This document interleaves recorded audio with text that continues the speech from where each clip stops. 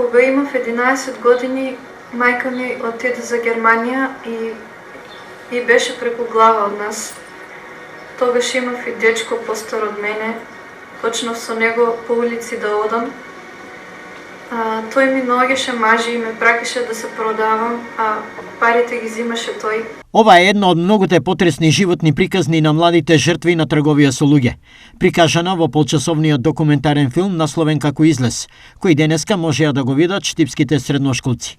Како и во Европа, така и во Македонија, состојбата со оваа негативна појава е загрижувачка. За жал, трговијата со луѓе е во голем пораст во нашата држава, но уште така позагрижувачки е тоа дека се повеќе деца се вклучени во ланецот на трговија и секоја година старосната граница токму на овие лица е се помала и помала.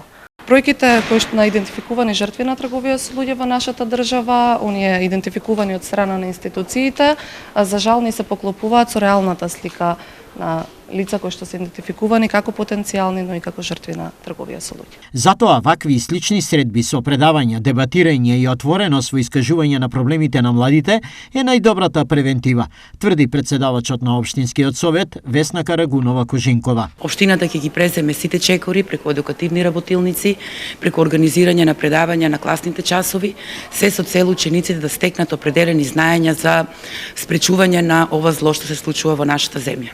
Во рамките на одбележувањето на денешниот Европски ден за стоп на трговијата со луѓе, Штипската општина во соработка со Скопската невладина организација Ла Страда реализира консултативна средба со средношколците од градот.